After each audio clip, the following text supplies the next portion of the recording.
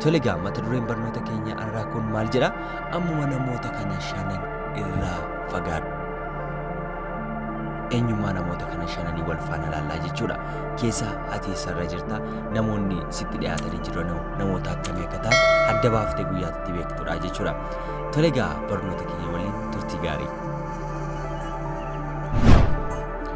Tolegaa inni tokkoffaan fayyadamaa warreen faayidaa dhuunfaa isaanii qofaaf si barbaadan. Yeroo ati barbaaddetti yoo isaan hin arganne warra fayyadamoo jedhamu. Warra fayyadaaf yookaan faayidaa sirraa argachuuf wantoota tokko tokko sirraa argachuuf warra sitti dhiyaatanidha jechuudha. Yeroo faayidaa isaaniif si barbaadanitti sitti dhiyaatu, ati garuu yoggaa barbaaddetti, yoggaa rakkattetti, yoggaa dhiphattetti barbaaddee namoota sana argachuu hin dandeessu taanaan namoonni kunneen warra faayidaaf sitti dhiyaatanidha yookaan immoo sirraa waa barbaadanii sitti dhiyaatanidha jechuudha. Warroonni faayidaaf namatti dhiyaatan qabaachuu kee jaallatanii dhabuu kee warra baqatanii jechuudha. Yerootti aangoo qabdu sitti hiiqanii, yerootti aangoo dhabde yoggaa sirraa baqatan, yerootti waa jettutti yoggoo sitti hiiqanii, yerootti waa rakkatutti namoonni sirraa baqatan namoota faayidaaf deeman isaan kanadha jechuudha. Inni lammaffaan immoo iyyataadha. Hin iyyata. Namoonni yeroo hundumaa waa'ee jireenyaa komatan irraa fagaadha. Iyyataan jireenya komataa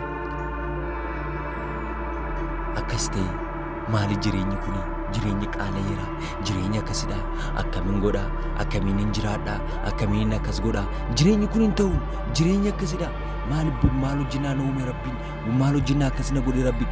Yeroo hundumaa namoota jireenya komatan irraa fagaadha. Sababiin isaas isaan jireenya kee dukkaneessu. Jireenyi isaanii dukkanaa'e jireenya kee dukkaneessu. Yeroo hundumaa nama komatu, yeroo hundumaa rabbiin komatu, yeroo hundumaa jireenya komatu, maaliif akkas ta'e, maaf akkas ta'uu didee, maaf akka namoote jedhanii maal godhu? Sababii hin jirre funaannatanii rabbiinis jireenyas komataa oolu waan ta'eef hiyyataa namoota jireenya irratti hiyyatan irraa fagaadha. Inni sadaffaan immoo komattoota.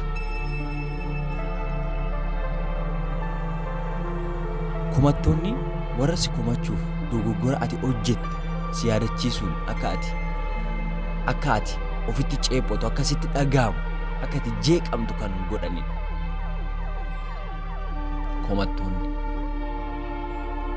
Komattoonni dogoggora ati hojjette tokko isaa gaafa ati waa dogoggortu ati kanaan dura akkasina goote, ati akkasina gooteet, ati akkasina gooteet, ati akka namoonni irratti yaadde jedhanii warroota akka ceephuun sitti dhaga'amu yookaan akka sammuun kee jeeqamu warroota akka sitti dhaga'amu godhan irraa fagaadhu.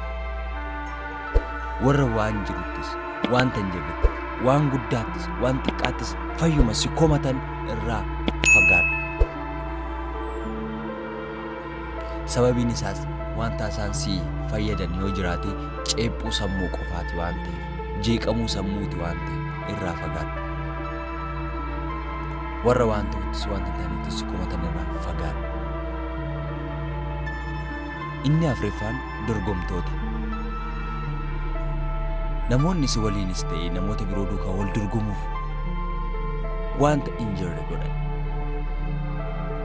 Madaala irratti si dursuuf yookaan namoota dursuuf tattaafatan irraa fagaadhu. Sababiin isaas si dorgomuuf, namoota biraa dorgomuuf.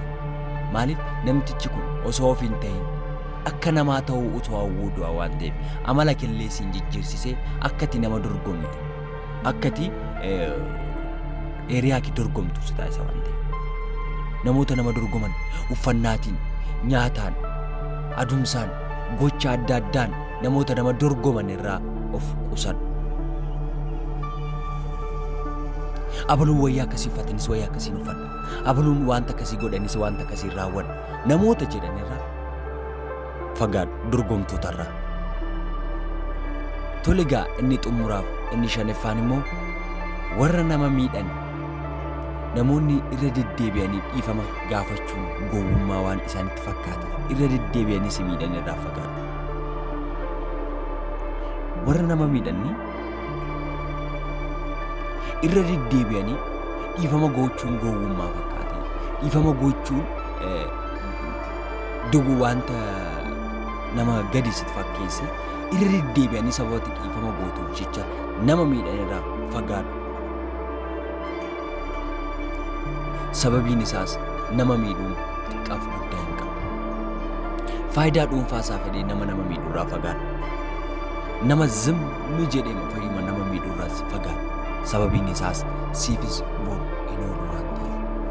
Kanaafuu nama miidhuu irraa fagaadhu. Barnoota guyyaa har'aa irratti akkasiin waa baay'ee barattan abdii guddaa qaba. Yaadadhu ati bu'aa naannoo keetiiti.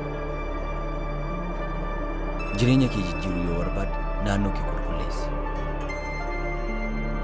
Barnoota guyyaa har'aa irraa akkasii waa baay'ee barachaa abdii guddaa qaba. Barnoota biraan hanga walitti deemnu nagaan naa turaa. Baay'een sin jaaladha. Yoo isinitti tole like, share, subscribe gochuun maatii keenya ta'uu ni dandeessu.